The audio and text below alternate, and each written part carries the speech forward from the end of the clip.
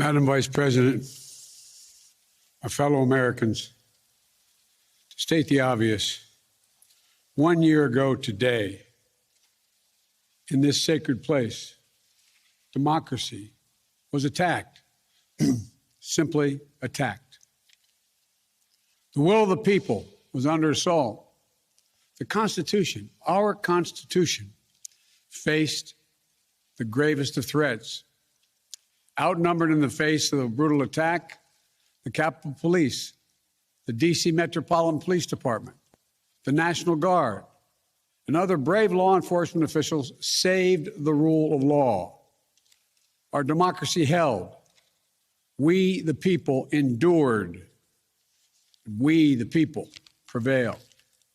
For the first time in our history, a president had not just lost an election, he tried to prevent the peaceful transfer of power as a violent mob breached the Capitol.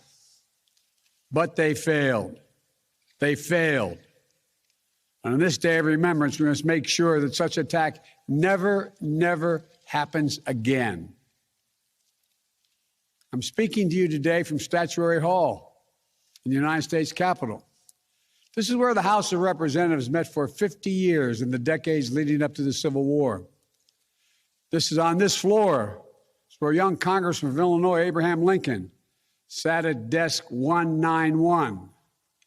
Above him, above us, over that door leading into the rotunda, is a sculpture depicting Cleo, the muse of history. In her hands, an open book in which she records the events taking place in this chamber below. Cleo stood watch over this hall 1 year ago today, as she has for more than 200 years. She recorded what took place, the real history, the real facts, the real truth, the facts and the truth that Vice President Harris just shared, and that you and I and the whole world saw with our own eyes. The Bible tells us that we shall know the truth, and the truth shall make us free. We shall know the truth. Well, here is the God's truth about January 6, 2021. Close your eyes. Go back to that day. What do you see? Rioters rampaging, waving for the first time inside this Capitol, Confederate flag that symbolized the cause to destroy America, to rip us apart. Even during the Civil War, that never, ever happened. But it happened here in 2021. What else do you see? A mob breaking windows, kicking in doors, breaching the Capitol, American flags on poles being used as weapons, as spears, fire extinguishers being thrown at the heads of police officers. A crowd that professes their love for law enforcement assaulted those police officers, dragged them, sprayed them, stomped on them. Over 140 police officers were injured. We all heard the police officers who were there that day testify to what happened. One officer called it, quote, a medieval battle, and that he was more afraid that day than he was fighting the war in Iraq. They've repeatedly asked since that day, how dare anyone diminish, belittle, or deny the hell they were put through? We saw with our own eyes.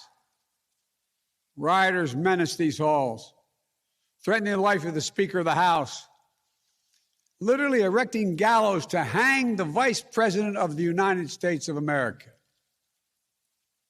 But what did we not see? We didn't see a former president who had just rallied the mob to attack, sitting in the private dining room off the Oval Office in the White House, watching it all on television and doing nothing for hours as police were assaulted, lives at risk, the nation's capital under siege. This wasn't a group of tourists. This was an armed insurrection. They weren't looking to uphold the will of the people. They were looking to deny the will of the people. They weren't looking to uphold a free and fair election. They were looking to overturn one. They weren't looking to save the cause of America. They were looking to subvert the Constitution. This isn't about being bogged down in the past. This is about making sure the past isn't buried. That's the only way forward. That's what great nations do. They don't bury the truth. They face up to it. Sounds like hyperbole, but that's the truth. They face up to it. We are a great nation. My fellow Americans, in life there's truth, and tragically there are lies. Lies conceived and spread for profit and power. We must be absolutely clear about what is true and what is a lie. And here's the truth. The former President of the United States of America has created and spread a web of lies about the 2020 election. He's done so because he values power over principle, because he sees his own interest as more important than his country's interest, than America's interest, and because his bruised ego matters more to him than our democracy or our Constitution. He can't accept he lost, even though that's what 93 United States senators, his own attorney general, his own vice president, governors and state officials in every battleground state have all said. He lost. That's what 81 million of you did as you voted for a new way forward. He has done what no president in American history, the history of this country, has ever done. He refused to accept the results of an election and the will of the American people. Well, some courageous men and women in the Republican Party are standing against it, trying to uphold the principle of that party. Too many others are transforming that party into something else. They seem no longer to want to be the party of Lincoln, Eisenhower, Reagan, the Bushes. But whatever my other disagreements are with Republicans who support the rule of law and not the rule of a single man, I will always seek to work together with them to find shared solutions where it's possible.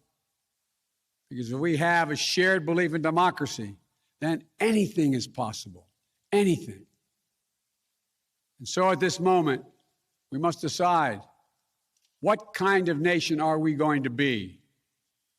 Are we going to be a nation that accepts political violence as a norm? Are we going to be a nation where we allow partisan election officials to overturn the legally expressed will of the people? Are we going to be a nation that lives not by the light of the truth, but in the shadow of lies? We cannot allow ourselves to be that kind of nation. The way forward is to recognize the truth and to live by it.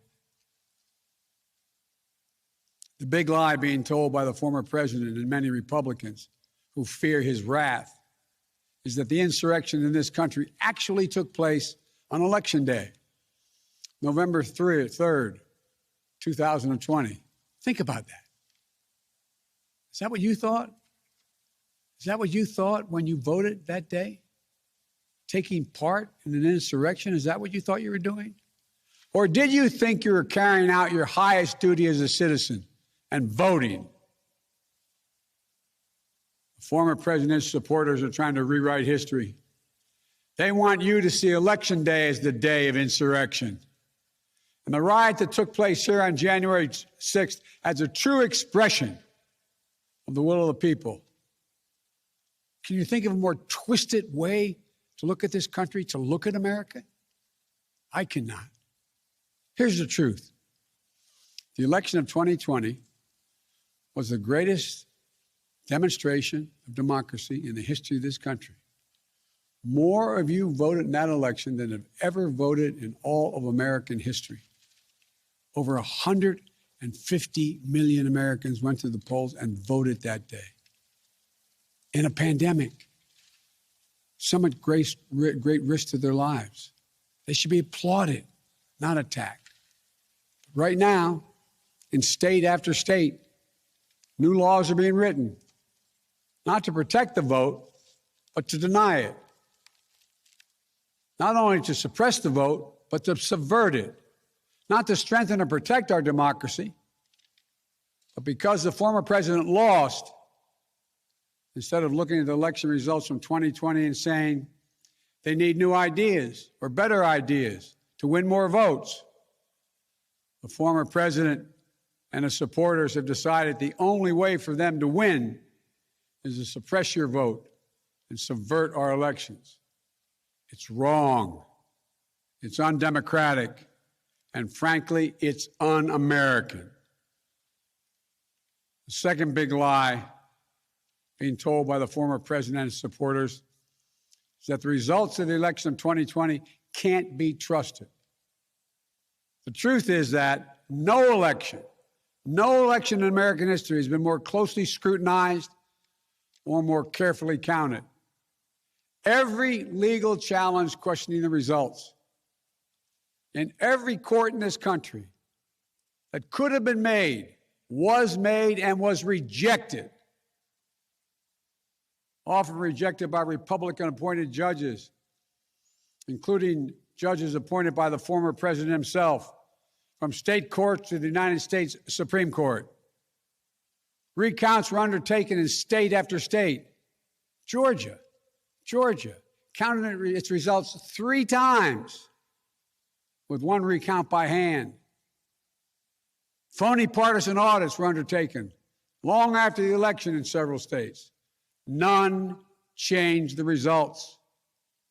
And in some of them, the irony is the margin of victory actually grew slightly. So let's speak plainly about what happened in 2020. Even before the first ballot was cast, the former president was preemptively sowing doubt about the election results.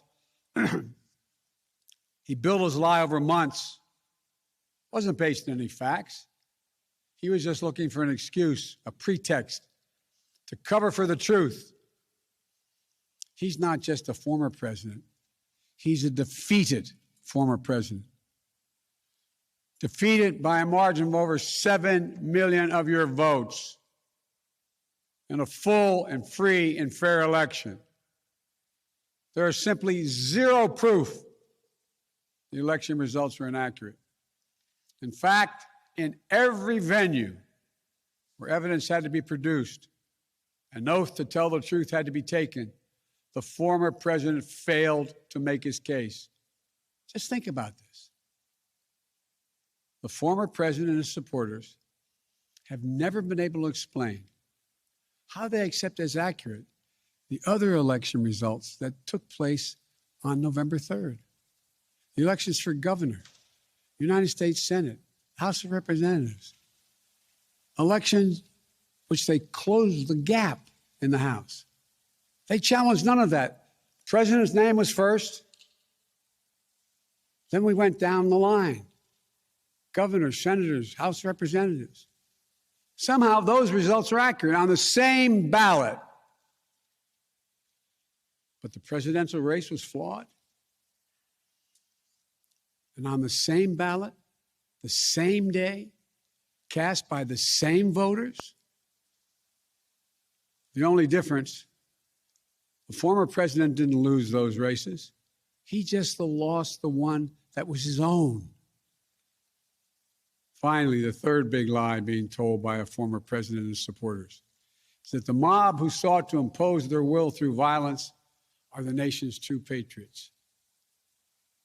Is that what you thought when you looked at the mob ransacking the Capitol, destroying property, literally defecating in the hallways, rifling through the desks of senators and representatives, hunting down members of Congress?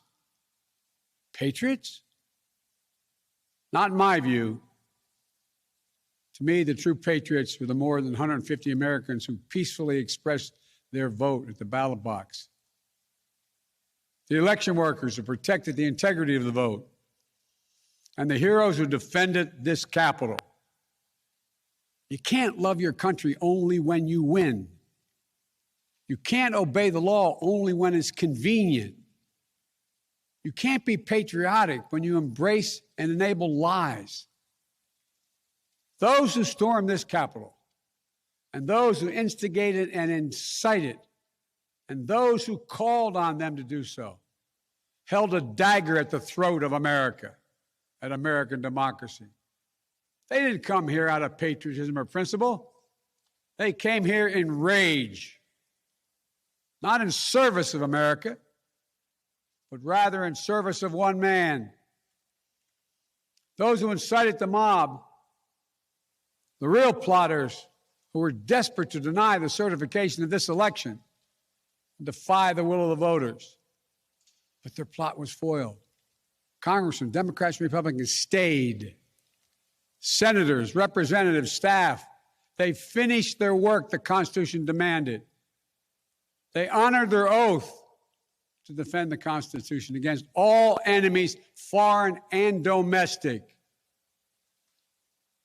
Look, folks, now it's up to all of us, to we the people, to stand for the rule of law, to preserve the flame of democracy, to keep the promise of America alive. The promise is at risk, targeted by the forces that value brute strength over the sanctity of democracy, fear over hope, personal gain over public good. Make no mistake about it, we're living at an inflection point in history, both at home and abroad.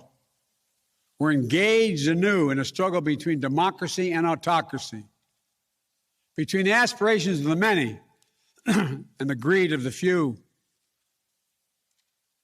between the people's right of self-determination and the self-seeking autocrat. From China to Russia and beyond, they're betting that democracy's days are numbered. They've actually told me democracy is too slow, too bogged down by division to succeed in today's rapidly changing, complicated world. And they're betting. They're betting America will become more like them and less like us. They're betting that America is a place for the autocrat, the dictator, the strongman. I do not believe that. That is not who we are. That is not who we have ever been. And that is not who we should ever be. Our founding fathers, as imperfect as they were, set in motion an experiment that changed the world, literally changed the world. Here in America, the people would rule. Power would be transferred peacefully, never at the tip of a spear or the barrel of a gun. They committed to paper an idea that they couldn't live up to, but an idea that couldn't be constrained. Yes, in America, all people are created equal. We reject the view that if you succeed, I fail. If you get ahead, I fall behind. If I hold you down, I somehow lift myself up. The former president who lies about this election and the mob that attacked this Capitol could not be further away from the core American values. They want to rule, or they will ruin. Ruin what our country fought for at Lexington and Concord, at Gettysburg and Omaha Beach, Seneca Falls, Selma, Alabama. What we were fighting for? The right to vote, the right to govern ourselves, the right to determine our own destiny. With rights come responsibilities. The responsibility to see each other as neighbors, Maybe we disagree with that neighbor, but they're not an adversary. Responsibility to accept defeat. Then get back in the arena and try again the next time to make your case. Responsibility to see that America is an idea. An idea requires vigilant stewardship. As we stand here today, 1 year since January 6, 2021, the lies that drove the anger and madness we saw in this place, they have not abated. So we have to be firm, resolute, and unyielding in our defense of the right to vote and to have that vote counted. Some have already made the ultimate sacrifice in this sacred effort. Jill and I have mourned police officers in this Capitol Rotunda not once but twice in the wake of January 6th. Once to honor Officer Brian Sicknick, who lost his life the day after the attack, and a second time to honor Officer Billy Evans, who lost his life defending this Capitol as well. We think about the others who lost their lives and were injured, and everyone living with the trauma of that day, from those defending this Capitol to members of Congress in both parties and their staffs, to reporters, cafeteria workers, custodial workers, and their families. Don't kid yourself. The pain and scars from that day run deep. I've said it many times,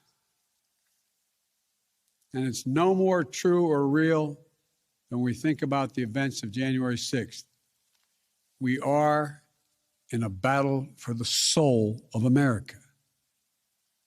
A battle that by the grace of God and the goodness and greatness of this nation, we will win. Believe me, I know how difficult democracy is, and I'm crystal clear about the threats America faces. But I also know that our darkest days can lead to light and hope. From the death and destruction, as the Vice President referenced in Pearl Harbor, came the triumph over the forces of fascism. From the brutality of Bloody Sunday on the Edmund Pettus Bridge came historic voting rights legislation. So now let's step up, write the next chapter in American history, where January 6th marks not the end of democracy, but the beginning of a renaissance of liberty and fair play. I did not seek this fight brought to this Capitol 1 year ago today, but I will not shrink from it either. I will stand in this breach. I will defend this nation, and I will allow no one to place a dagger at the throat of democracy. We will make sure the will of the people is heard, that the ballot prevails, not violence, that authority in this nation will always be peacefully transferred.